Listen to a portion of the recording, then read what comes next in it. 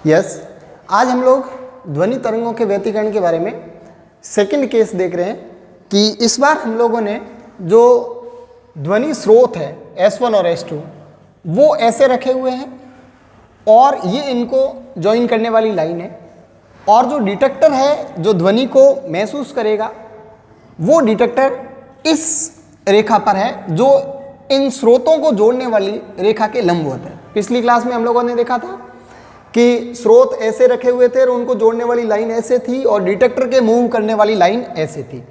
लेकिन आज डिटेक्टर के मूव करने वाली जो लाइन है वो स्रोतों को जोड़ने वाली रेखा के लंबवत है, जिसको अपन पर्दा कह सकते हैं कि इस पर्दे पर ध्वनि डिटेक्ट करने वाला स्रोत है वो ये डिटेक्ट करेगा कि किस पोजीशन पे ध्वनि साउंड है वो मिनिमम है और किस पोजीशन पे साउंड है वो मैक्सिमम है, यानी कहाँ पे मिनिमा बन रहा है और कहाँ पे मैक्सिमा बन रहा है। तो किसी पोजीशन पे किसी स्थिति पर मैक्सिमा कब बनेगा, मिनिमा कब बनेगा, ये सब कुछ डिपेंड करेगा पथांतर पे।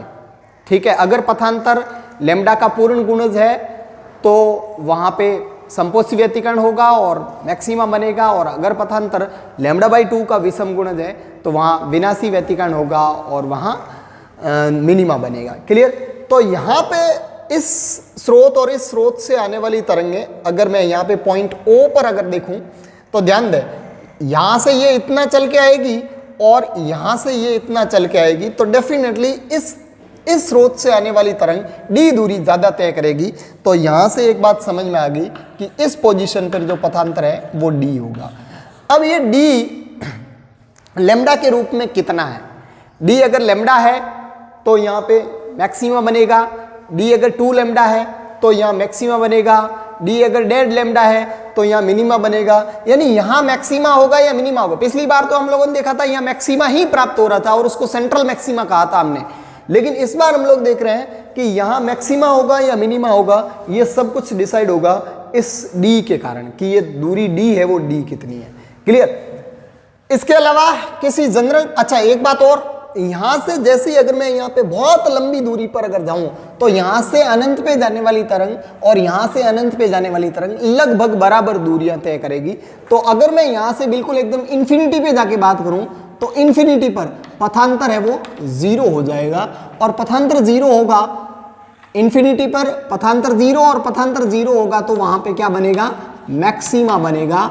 यानी इस सेटअप में उधर अनंत पर मैक्सिमा बनेगा और नीचे अनंत पर भी पथांतर 0 होगा, यानी यहाँ पे भी मैक्सिमा बनेगा। जैसे हम लोगों ने देखा था कि पिछले सेटअप में मध्य बिंदु O पर हमेशा मैक्सिमा बनता था, हमेशा उच्चिष्ट बनता था, लेकिन इस बार ये यहाँ पे डिसाइड नहीं है। लेकिन इधर अनंत पर यहाँ से जाने वाली तरंग और यहाँ से जाने वाली तरंग लगभग, यानी इस स्रोत से जाने वाली तरंग और इस स्रोत से जाने वाली तरंग लगभग बराबर दूरियां तय करेगी, बराबर पथ तय करेगी। तो उनके बीच में पथांतर 0 होगा, और पथांतर जब भी 0 होता है तो मैक्सिमा बनता है, और ऐसे ही नीचे इधर की तरफ मैक्सिमा बनते हैं। तो यहाँ पे 2 जगह तो फिक्स डिसाइड होगी कि इन पे मैक्सिमा बनेगा।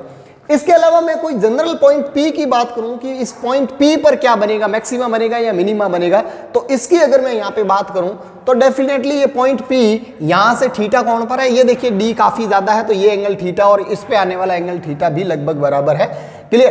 तो यहाँ से अगर मैं लंब डालूं इस पे तो ये देखिए, ये मैंने यहाँ पे लंब डाला तो ये जैसे स्रोत A है, ये स्रोत B है और ये लंब N है, तो इससे आगे ये वाली दूरी और ये वाली दूरी समान है, तो डेफिनेटली ये वाला यहाँ पे पथांतर होगा। तो ये पथांतर है, पथांतर,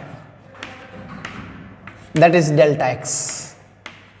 ठीक है, हमें ये कैलकुलेट करना। अच्छा, यहाँ पे पॉइंट P पर मैक्सिमा बनेगा या मिनिमा बनेगा, तो उसमें हम लोगों को ये कैलकुलेट करना है पथांतर। तो यहाँ पे पथांतर कैलकुलेट करने के लिए पथांतर, देखिए पथांतर के लिए हम लोग यहाँ पे क्या देखेंगे, ये हमारे पास एक समकोण त्रिभुज है ABN।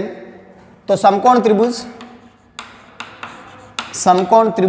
ABN से समकोण त्रिभुज ABN में ये दूरी d पता है जो कि 90 के सामने लंब है, नहीं सॉरी कर्ण है, और ये थीटा, तो ये हो गया लंब और ये हो गया आधार।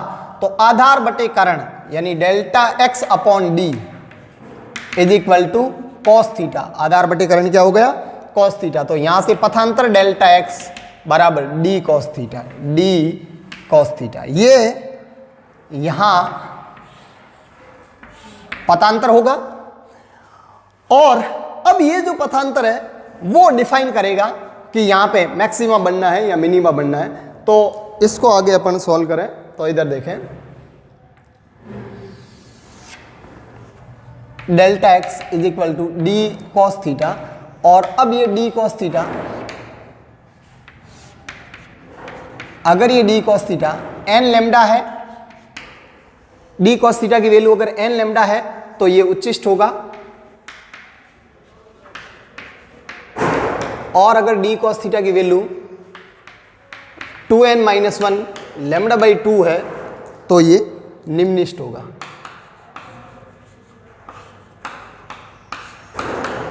क्लियर? तो इस प्रकार से हम लोग देखेंगे कि बिंदु P पर क्या बन रहा है, उच्चिष्ट बन रहा है या निम्निष्ठ बन रहा है, इस ऐसे हम लोग इसको कैलकुलेट करेंगे। यस, हमारे पास नेक्स्ट एग्जांपल है ध्वनि के व्यतिकरण पर, जिसमें ये दो ध्वनि स्रोत A और B दिए हुए हैं, और दो ध्वनि स्रोतों के मध्य दूरी स्मॉल d बराबर 3 लेमडा, जहां लेमडा है वो ध्वनि का तरंग दे रहे हैं, लेमडा ध्वनि का तरंग दे रहे हैं, लेमडा ध्वनि का तरंग दे रहे हैं। और ये इन स्रोतों से इस पर्दे की जो दूरी है वो d बराबर 10 मीटर है, ये दूरी 10 मीटर है। क्लियर? डेफिनेटली यहां से आने वाली तरंगे इस लाइन पर अध्यारोपित होगी और डिफरेंट पॉइंट्स पर ये मैक्सिमा मिनिमा जनरेट करेगी। तो सबसे पहले अगर मैं यहां से पहुंचने वाली यहां तरंग और यहां से पहुंचने वाली यहां, इन दोनों तरंगों के बीच में पथांतर की बात करूं तो यहां से लेकर के यहां तक ये दूरी तय करेगी, और ये यहां से लेकर के यहां तक ये 3 लेमडा दूरी ज्यादा तय करेगी। तो यहां पे डेल्टा एक्स बराबर होगा 3 लेमडा, और डेल्टा एक्स बराबर 3 लेमडा होगा तो यहां पे पॉइंट O पर ये उच्चिष्ट बनेगा, मैक्सिमा बनेगा, उच्चिष्ट। ठीक है? और इसके अलावा हम लोग यहां पे अनंत पर जाएंगे तो इंफिनिटी पर डेल्टा बराबर 0 होगा, यानी पथांतर 0 होगा, और वहां पे उच्चिष्ट बनेगा। क्लियर? ऐसे ही इधर माइनस अनंत पे जाऊंगा मैं तो यहां पे अगेन पथांतर 0 होगा और यहां फिर से उच्चिष्ट बनेगा। ये बात समझ में आ रही होगी कि यहां से बिल्कुल अनंत पर इससे जाने वाली तरंग और इससे जाने वाली तरंग लगभग बराबर पथ तय करेगी, तो पथांतर 0 होगा, तो ये उच्चिष्ट बन गए। फिर यहां पथांतर 0, फिर जैसे जैसे नीचे आएगी तो ऊपर वाली तरंग लंबी होगी, नीचे वाली तरंग छोटी होती जाएगी, तो पथांतर बढ़ेगा। तो पथांतर 0 से यहां पे होगा, मान लो लेमडा बाई 2, जैसे ही लेमडा बाई 2 होगा तो निम्निष्ठ मिलेगा, फिर यानी यहां पे मिलेगा मिनिमा या निम्निष्ठ, फिर इसके बाद में पथांतर लेमडा होगा, लेमडा पे फिर मिलेगा उच्चिष्ट, फिर इसके बाद में पथांतर 3 लेमडा बाई 2 होगा, लगातार बढ़ रहा है, तो यहां पे फिर मिलेगा निम्निष्ठ, फिर यहां पे पथांतर 2 लेमडा होगा, फिर यहां पे मिलेगा उच्चिष्ट,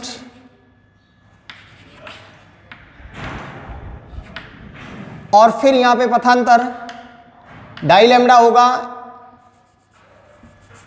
यानी 5 लेमडा बाई 2, 2.5 लेमडा होगा, फिर यहां मिलेगा निम्निष्ठ,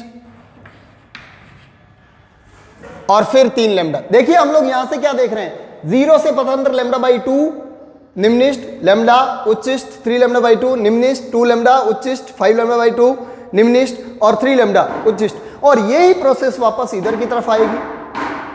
तो यहां से इससे ऊपर इधर की तरफ 1 2 3 4 5 और 6 उच्चिष्ट और निम्निष्ठ मिले, जिनमें से एक 2 और 3 निम्निष्ठ है, और इसके अलावा 1 2 और 3 उच्चिष्ट है। तो ऐसे ही 3 निम्निष्ठ और 3 उच्चिष्ट नीचे की तरफ भी मिलेंगे। तो आपको प्रश्न में पूछो, अच्छा एक उच्चिष्ट यहां पे सेंट्रल ये रहा, तो 3 उच्चिष्ट ऊपर, 3 उच्चिष्ट नीचे और 1 उच्चिष्ट यहाँ पे, तो टोटल उच्चिष्ट मिले 7। आपको यहाँ पे पूछा पर्दे पर कुल कितने उच्चिष्ट एवं निम्निष्ट प्राप्त होंगे, तो टोटल उच्चिष्ट प्राप्त हुए 3 ऊपर 3 नीचे 6 और 1 यहां वाला 7, तो टोटल उच्चिष्ट प्राप्त हुए 7। ठीक है। और अगर टोटल निम्निष्टों की बात करूं तो 3 निम्निष्ट ऊपर 3 निम्निष्ट नीचे, तो टोटल जो निम्निष्ट प्राप्त हुए वो हुए 6। कुल उच्चिष्टों की संख्या 7 और कुल निम्निष्टों की संख्या 6। इसके अलावा अगले पॉइंट में आपको पूछा है कि केंद्रीय बिंदु O से, यानी यहां से केंद्रीय बिंदु O से उस बिंदु की न्यूनतम दूरी ज्ञात कीजिए जहां उच्चिष्ट प्राप्त होता है। तो केंद्रीय बिंदु O से ये निम्निष्ट और निम्निष्ट के बाद में ये उच्चिष्ट, तो मुझे ये वाली दूरी ज्ञात करनी, ये वाली जहां पथांतर 2 लैम्डा है, यानी ये केंद्रीय बिंदु O से ये पहली बार उच्चिष्ट प्राप्त हुआ है, तो ये मिनिमम डिस्टेंस है। इसके बाद में तो यहाँ पे भी उच्चिष्ट प्राप्त हुआ है और इसके बाद में अनंत पे उच्चिष्ट प्राप्त हुआ है, तो आपको ये वाली दूरी ज्ञात करनी है। केंद्रीय बिंदु O से उस बिंदु की दूरी ज्ञात कीजिए, उस बिंदु की न्यूनतम दूरी ज्ञात कीजिए जहां उच्चिष्ट प्राप्त हो रहा है, तो वो वाला बिंदु है जहां पथांतर 2 लैम्डा है, तो उसको ज्ञात करेंगे हम। यस, तो हम लोगों को पता है कि हमें यहाँ पे पूछा था कि केंद्रीय बिंदु से उस बिंदु की दूरी ज्ञात कीजिए जहां पथांतर 2 लैम्डा है और वहां उच्चिष्ट प्राप्त होगा, तो ये यहां पे उच्चिष्ट है ये, और ये y ज्ञात करना था। अब देखिए यहां पे, देखिए यहां पे जो पथांतर होता है इस सेटअप के अंदर पथांतर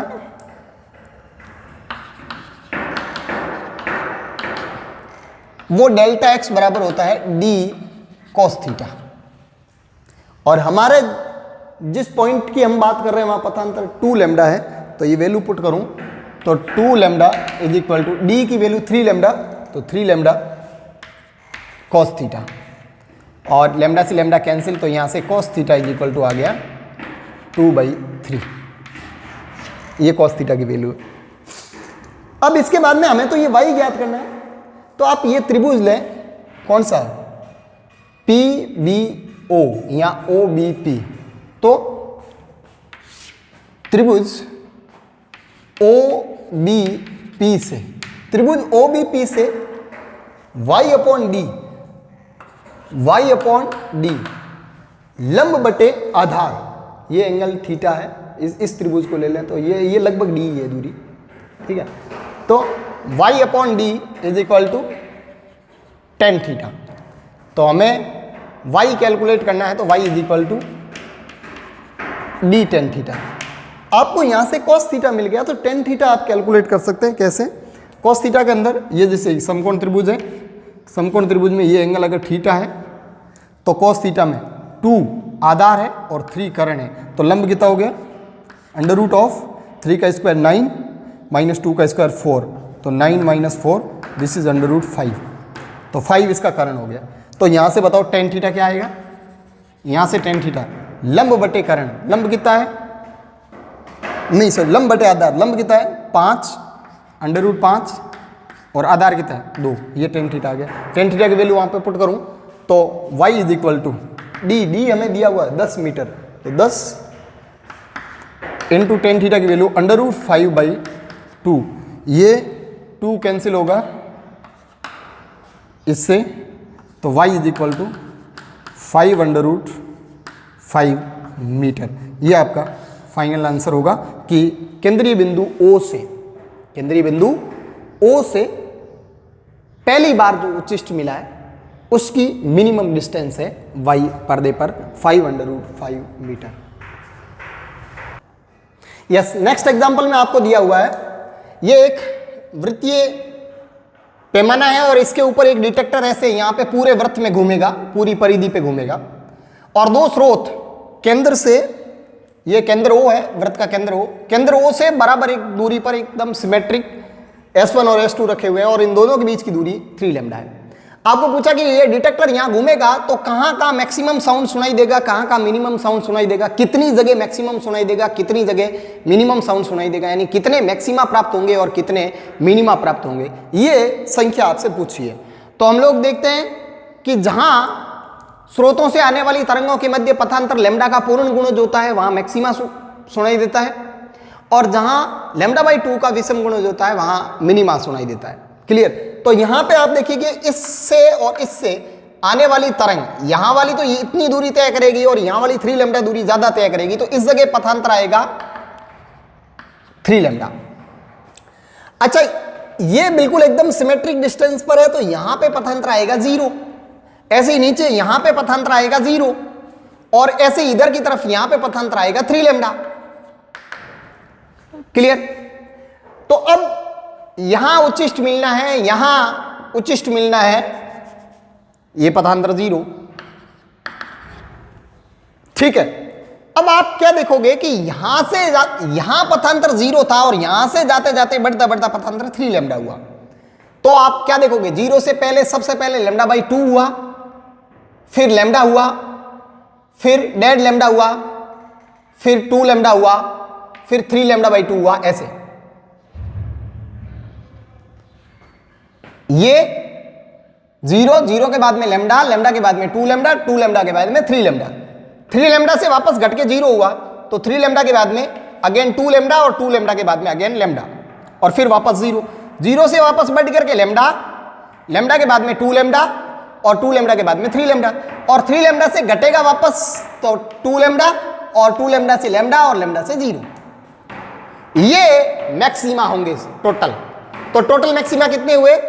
1 2 3 4 5 6 7 8 9 10 11 12। तो आपके पास टोटल मैक्सिमाज दैट इज 12। और आपको पता है दो क्रमागत मैक्सिमा के बीच में एक मिनिमा होता है। आपको पता है यहां पे जैसे ही ये पथांतर 0 से लैम्डा हुआ तो पहले λ/2 होकर के बाद में हुआ ना, ये λ/2, लैम्डा से 2 लैम्डा तो बीच में 3 λ/2 आया, 2 लैम्डा से 3 लैम्डा तो बीच में 2.5 लैम्डा आया, यानी 5/2 लैम्डा। तो इस पोर्शन में 1 2 और 3 मिनिमा मिले, तो हर पोर्शन में 3 मिनिमा मिलेंगे, तो 3 3 6 3 9 और 3 12, तो मिनिमा भी 12 मिलेंगे। तो टोटल मिनिमाज दैट इज 12। तो इस पूरे वृत्तीय पथ पर 12 मैक्सिमा और 12 मिनिमा डिटेक्ट करेगा ध्वनि डिटेक्टर। क्लियर? तो ये इसका आंसर हुआ। यस, नेक्स्ट एग्जांपल में आपको दिया गया है कि आपके पास दो कला संबंध ध्वनि स्रोत है ए और बी, इन दोनों की ध्वनियों की आवृत्ति 1700 हर्ट्ज ये इस लाइन पे रखे हुए हैं। इस लाइन से 2.4 मीटर की दूरी पर एक पर्दा रखा हुआ है और उस पर्दे पर मैक्सिमा और मिनिमा को डिटेक्ट किया जाता है। ठीक है, तो हम लोग देखते हैं बिल्कुल एकदम सेंटर पे मैक्सिमा प्राप्त होगा, क्योंकि इधर से आने वाली तरंग और इधर से आने वाली तरंग बराबर पथ तय करेगी, तो यहाँ पे ये केंद्रीय उच्चिष्ट। इसके बाद में ये जो प्रथम उच्चिष्ट प्राप्त होता है ना, वो स्रोत ए के ठीक सामने प्राप्त होता है, ठीक सामने ऐसे हॉरिजॉन्टली। अगर मैं नीचे जाऊं तो स्रोत बी के ठीक सामने प्राप्त होगा। तो आपको पूछा है कि यदि प्रथम उच्चिष्ट स्रोत ए के ठीक सामने प्राप्त हो तो इस पर्टिकुलर माध्यम में ध्वनि की चाल क्या होगी। क्लियर? तो अब हम लोग देखते हैं कि यहां पे ध्वनि की चाल कैसे कैलकुलेट करें। अच्छा, हमारे पास ध्वनि की आवृत्ति दी हुई है।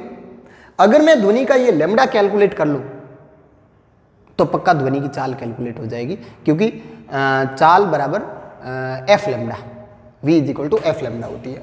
ठीक है, चाल और आवृत्ति में रिलेशन हम लोग जानते हैं। तो सबसे पहले हमारा टारगेट है यहां से लैम्डा कैलकुलेट करना। अच्छा, ये जो दूरी है यहां से, ये दूरी है यहां से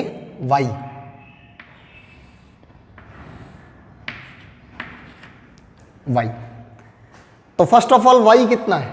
y आधा मीटर है ये, तो हमारे पास y की वैल्यू आधा मीटर है। लेकिन पथांतर की बात करूं तो पथांतर लैम्डा है, और यहां पे मैं पथांतर की बात करूं इसमें, तो इसके द्वारा तय किए गए पथ की लंबाई 2.4 और इसके द्वारा तय की गई पथ की लंबाई ये यहां से, ये इस समकोण त्रिभुज से निकालना पड़ेगा। तो यहां सबसे पहले मैं पथांतर निकालूं, तो सॉल्यूशन में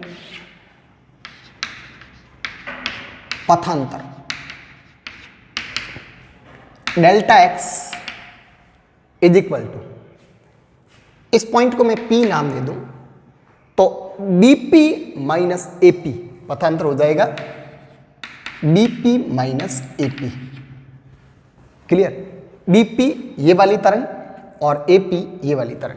ठीक है, BP की जो वैल्यू है वो वैल्यू आएगी ये दूरी का स्क्वायर प्लस ये दूरी का स्क्वायर बराबर ये स्क्वायर, ये कर्ण है। तो ये BP की वैल्यू आएगी अपने पास अंडर रूट ऑफ, इस त्रिभुज में कर्ण स्क्वायर, तो कर्ण स्क्वायर का अंडर रूट ले लिया, under root of 1 square plus 1.4 का स्क्वायर, तो 1 स्क्वायर प्लस 1.4 का square.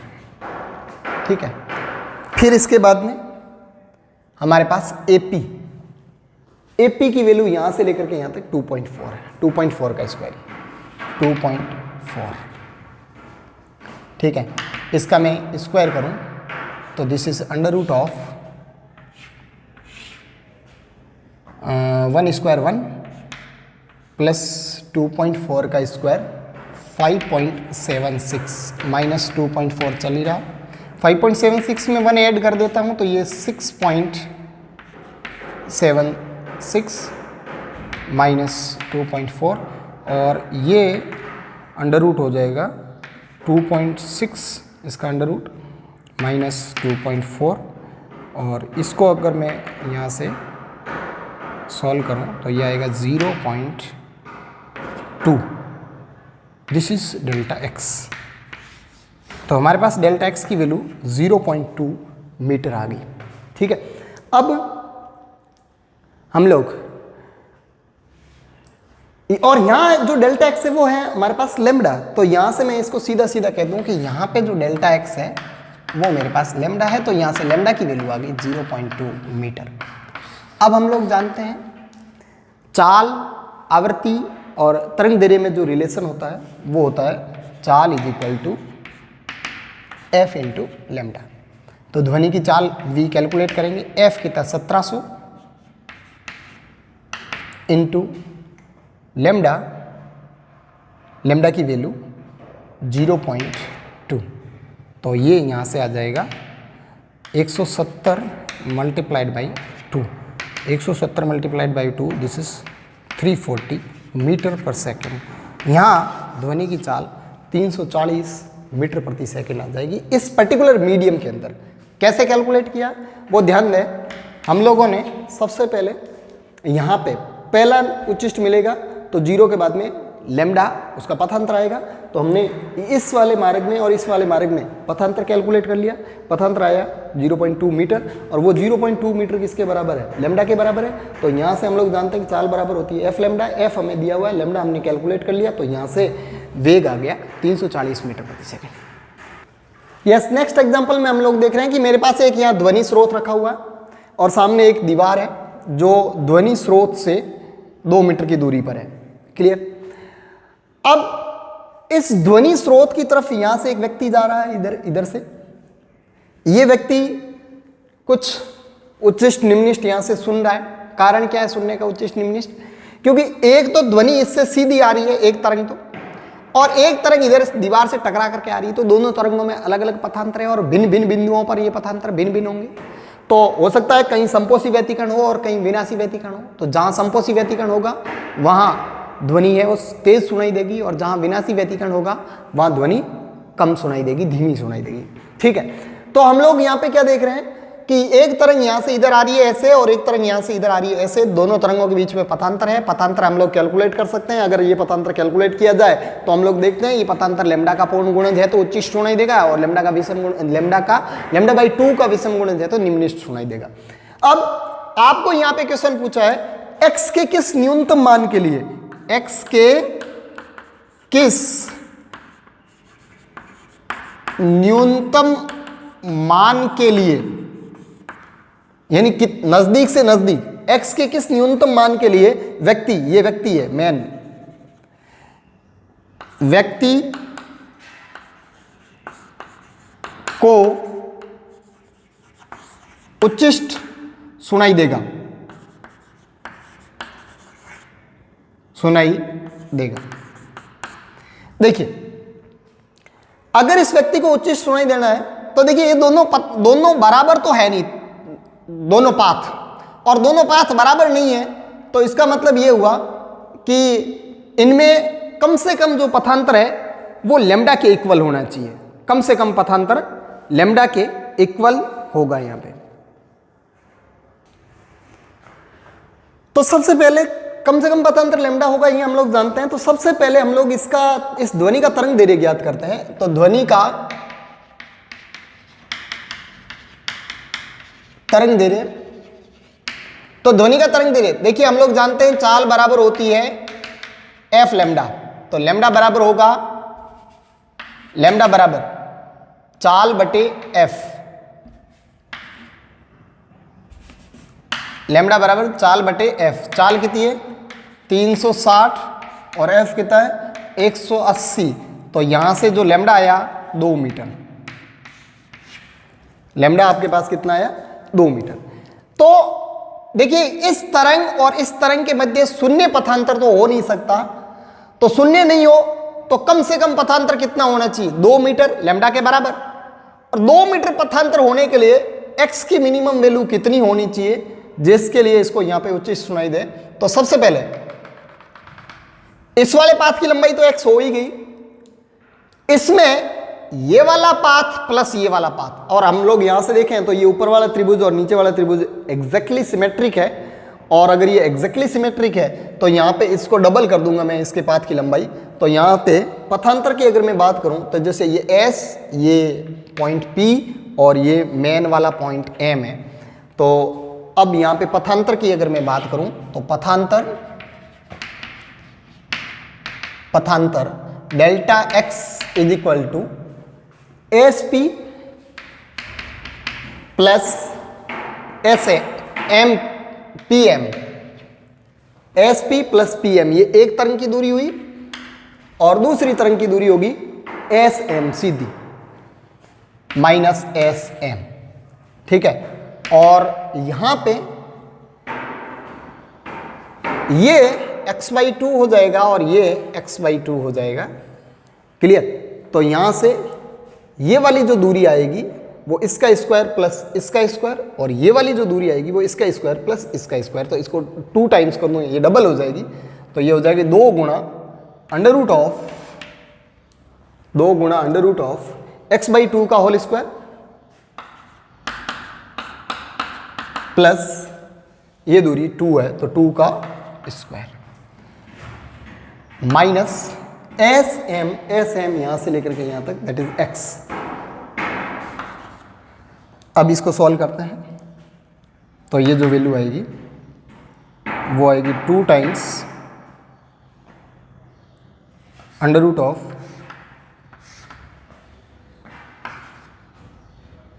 X square by 4 plus 4 minus x, clear. और ये पथांतर के बराबर चल रहा है और यहाँ पे पथांतर की जो वैल्यू है वो कम से कम कितनी होनी चाहिए, लैम्डा के इक्वल होनी चाहिए। तो ये कम से कम लैम्डा होगी।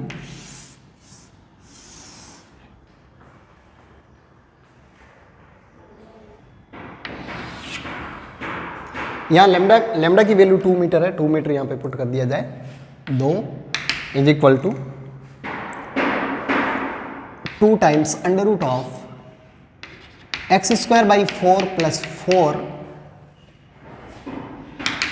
माइनस ऑफ एक्स, ये एक्स इधर आएगा तो ये हो जाएगा x plus 2 is equal to 2 times of under root of x square by 4 plus 4, और ये 2 इधर बटे में आ जाएगा तो ये x/2 plus 1 is equal to under root of x square by 4 plus 4। दोनों तरफ वर्ग कर दें, दोनों तरफ वर्ग करने पर ये हो जाएगा एक्स स्क्वायर बाई 4 प्लस 1 का स्क्वायर 1 प्लस 2ab, तो a और 2 कैंसिल हो जाएगा तो x इज इक्वल टू इसका whole square x square by 4 plus 4।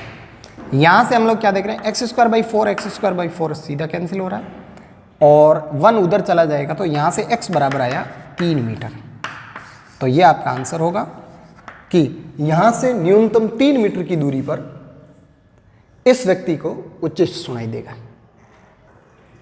Yes, next एक हमारे पास प्रायोगिक उपकरण है जिसका नाम है क्विंक नलिका। ठीक है, क्विंक नलिका है क्या, ये ध्वनि के व्यतिकरण सिद्धांत पर आधारित एक उपकरण है। ध्वनि के व्यतिकरण सिद्धांत पर आधारित एक उपकरण है जिसकी सहायता से अज्ञात ध्वनि स्रोत की आवृत्ति ज्ञात कर सकते हैं हम लोग f, या फिर अगर आवृत्ति हमें ज्ञात है तो किसी अज्ञात माध्यम में ध्वनि की चाल ज्ञात की जा सकती है इसके सहायता से। अच्छा, ये होती क्या है, एक सिंपल सी 2 ट्यूब होती है, इसमें एक ट्यूब A है और एक ट्यूब B है। ट्यूब A का अनुप्रस्थ काट क्षेत्रफल थोड़ा बड़ा है और ट्यूब B थोड़ी पतली है जो A के दोनों साइड से अंदर फंसाई हुई है। और ये जो ट्यूब है वो ऐसे मूव कर सकती है, ये मूवेबल ट्यूब है। B ट्यूब है वो मूवेबल है और A ट्यूब है वो फिक्स्ड है। ठीक है, तो ये ट्यूब फिक्स्ड है और ये ट्यूब मूवेबल है, ये मूव कर सकती है। अब पहली सेटअप में ये ऐसे रखा हुआ है, इसमें ये एक ध्वनि स्रोत है, ये यहाँ से साउंड जनरेट करेगा, ये साउंड कुछ इधर जाएगी और कुछ इधर जाएगी। तो इधर जाएगी उस साउंड का पाथ अलग होगा और इधर जाएगी उस साउंड का पाथ अलग होगा। तो यहाँ से ये दोनों ध्वनि तरंगे जब यहाँ आएगी, पहली बात तो ये एक ही स्रोत से उत्पन्न हुई इसलिए ये दोनों ध्वनि तरंगे कला संबंध होगी, दोनों की आवृत्तियां एग्जैक्टली इक्वल होगी। और ये दोनों कला संबंध तरंगे वापस यहाँ आएगी तो इनके बीच में कुछ पथांतर होगा और उस पथांतर की वजह से यहाँ तो मैक्सिमा सुनाई देगा या मिनिमा सुनाई देगा। तो सुनने के लिए कान है, इसको मैं साउंड डिटेक्टर बोलता हूँ कि एक साउंड डिटेक्टर है। ठीक है, तो फर्स्ट केस के अंदर कैसे ये काम करता है, कैसे ये प्रयोग अपन करते हैं। तो फर्स्ट केस में हम लोग यहाँ पे जैसे इस स्वरित्र से साउंड जनरेट हुआ और ये साउंड से ये ध्वनि तरंगे ऐसे अंदर आई और यहाँ से होते हुए यहाँ से होते हुए यहाँ से होते हुए यहाँ से होते हुए ऐसे कान की तरफ आई, एक तरफ से आई ऐसे, दूसरी तरफ से हम लोग देख रहे हैं कि यहाँ से जैसे ही साउंड जनरेट हुआ ये इधर की तरफ गया और इधर की तरफ जा करके इधर की तरफ जा करके ऐसे होते हुए यहाँ से आया। ये पूरी लंबाई इस सेटअप के अंदर ये L1 है, ये वाली लंबाई L1 है और इस ट्यूब B में से होते हुए इधर वाली ये पूरी लंबाई L2 है। क्लियर? और मुझे यहां पे ये तरंग L1 दूरी तय करके आई, ये तरंग L2 दूरी तय करके आई और मुझे यहां पे उच्चिष्ट सुनाई दिया, मैक्सिमम साउंड सुनाई दिया। लेकिन मैं ये नहीं बता सकता ये प्रथम उच्चिष्ट है, द्वितीय उच्चिष्ट है या कौन सा उच्चिष्ट है। तो मैं मान लूं कि ये एनवा उच्चिष्ट है और आपको पता है एनवा उच्चिष्ट तब सुनाई देता है जब पथांतर एन लैम्डा होता है, लैम्डा का पूर्ण गुणज तो एन लैम्डा। तो मेरे पास यहां पे केस फर्स्ट और मुझे इस केस फर्स्ट में उच्चिष्ट सुनाई दिया, उच्चिष्ट। तो इसका मतलब ये हुआ कि ये जो पथांतर है डेल्टा एक्स वो किसके बराबर है, एन लैम्डा के बराबर है। डेल्टा एक्स किसके बराबर है, एन लैम्डा। तो डेल्टा एक्स है कितना, डेल्टा एक्स है यहां से ये वाली लंबाई L1 और ये वाली लंबाई L2। मैं मान लूं L2 ज्यादा है तो ये L2 माइनस L1 है। तो डेल्टा एक्स है मेरे पास L2 minus L1 that is equal to n lambda. Clear? ये आ गया। इसके बाद में मैं क्या करता हूं, इस ट्यूब B को X शिफ्ट करता हूं। ठीक है, तो केस सेकेंड मैं लिखता हूं कि ट्यूब B X दाईं तरफ